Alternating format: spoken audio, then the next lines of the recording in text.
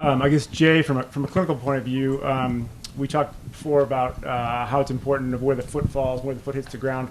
Talk about that and how that looks in this natural running concept. Yeah, definitely. So I have a 2-year-old daughter, and I already have nightmares now about things that will happen later on in life to her. And I think about, this idea that, one day she'll ask for the keys to the car and she'll go drive, and that terrifies me now. But anyway, the idea is there's nothing wrong with a car. There's nothing wrong with people driving cars. The fact that you get nervous what they'll do with that car. And so think about our bodies, and I'm going to even take a little bit further step back. You guys are doing a great job sitting right now, and you sit a lot. Okay, and we sit all day at work. We sit in our cars, and so what happens is, one of these things. You look at your kids, and they run very efficiently, and they do, and they're very active, and they play in monkey bars, and they play like 10 sports and 20 activities, and they're very active folks. And this idea, they're developing themselves in lots of different ways, and so. As we sit a lot, we have changes in our body occur. A lot of muscles tend to shorten and tighten. We lose the ability to extend our hips. And so you think about how the body is designed. The body was designed very well. It's sort of what our society has done to the body, which sort of changes our soft tissue structure and then causes us to stand with poor posture. And so we stand with poor posture, and so we run with poor posture, and we swim with poor posture, and we, kick around the soccer ball with our kid with poor posture. And so it's not just this idea that the body was designed a certain way or not, but it's basically what we do with the body. And I think a big part of what this whole natural running evolution is designed to try and think about, what can we do to put the body back in balance. And it's not just a running specific strategy. It's a body correction strategy, and things that we try and do is to look at where most folks need some help and target some simple things that people can do to improve alignment. And so I think 2 critical things, having said that, are to think about postural alignment. You guys have gone through the workshops so far, or some will go to some this afternoon and tomorrow morning. And one of the first things that we start with is how to sort of align the body. And it's really critical that you sort of learn that and imprint that mentally in your head. Is a really critical step. And the next thing is to think about this. Obviously, barefoot running's got a lot of attention because it makes headlines. But I think the critical thing to focus on is reading through the headlines a little bit more. It's not so much barefoot, which is a key. It's sort of what happens when you run in shoes, what happens when you're in barefoot.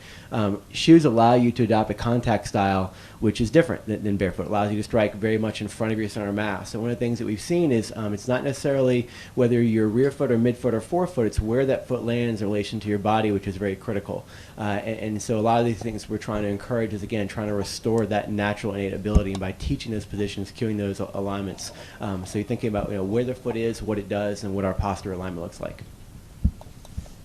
Thank you, Jay. Irene, you've in your lab, as well as Jay, has studied individual runners and conducted studies. I guess what are some of the things you see on a regular basis? Tied to the question is, I guess we all go out and run, and we're never really taught maybe to run. We all run. We think we can run. We run marathons. We train. We're new runners. We're long-time runners. But everyone has kind of evolved their own way. Can't everyone become a more natural runner? When you ask the question, what is a natural runner, I've evolved to talk about evolution in my thinking. When I first started studying running, I thought the natural way to run is to land on your rear foot, to land on your heel, because if you look at the runners and look at the literature, 75% of shod runners land on their heels. So that I always thought that was the natural way to run. And our studies have shown that when you land on your heel, you have an impact transient. I don't know if any of you have seen a ground reaction force curve, but it kind of looks like a mitten. You can think of it as a mitten, where you get this first initial peak, and then you get a rise to peak with the force. That initial peak we have been finding in our research over the past 10 to 20 years is related to injury. And so that really got me thinking about, the way that we strike. And if you land on your midfoot or forefoot, that impact peak goes away. That impact peak that's tied to injury. So it started me thinking that maybe landing off of our heels is really the more natural way to run. And if you start looking at people who run barefoot, you take your shoes off, you immediately get off your heel. So, and why do you think that is? Why do you get off your heel? Hurts, right? Because we were not given, Mother Nature, evolution, whatever you believe, we weren't given enough cushioning under our heel to attenuate the impacts of running. We are for walking, and it was a good point made. You're supposed to land on your heel when you walk, but running and walking are very different mechanisms. So My evolution has brought me to a point where I no longer believe that heel striking when you run. I think we have invented the heel strike with footwear. And I think that, that it's very important that we get off of our heels. So that's really kind of where our research is at this point. Excellent, thank you. Zola, obviously you grew up unshod and running barefoot, and we all know you ran most of your competitive career without shoes. You ran even cross country barefoot quite a bit of time. I guess talk about your experience running unshod, both in racing, obviously in the track. It's easy to see that you're running 3,000 meters, you're mostly upright on your forefoot, but in training and longer distance runs, when you ran barefoot, did you run that same way? I ran on the track.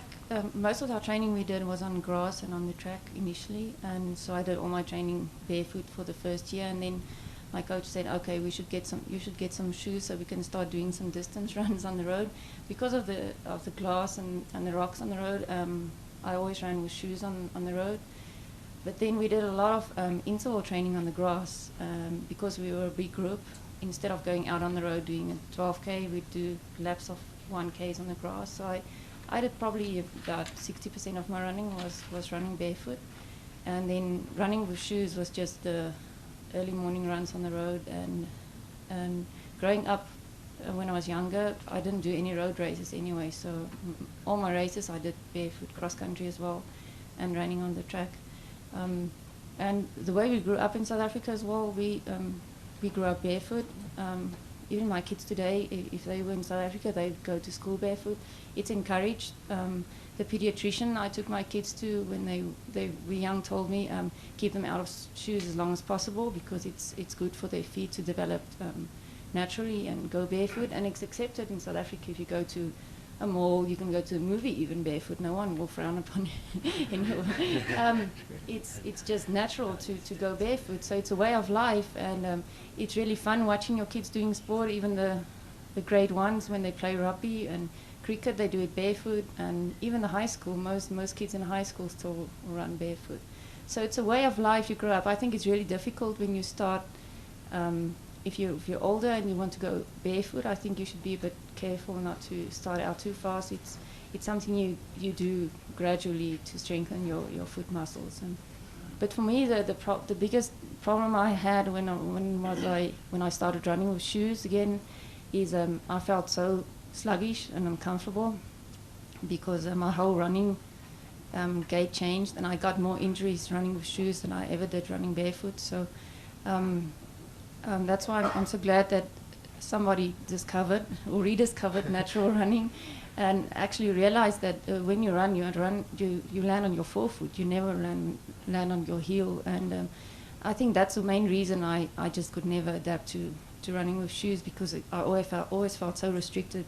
Running on the track in spikes they felt like they weighed like 200 pounds, although they were so light. It just felt so heavy.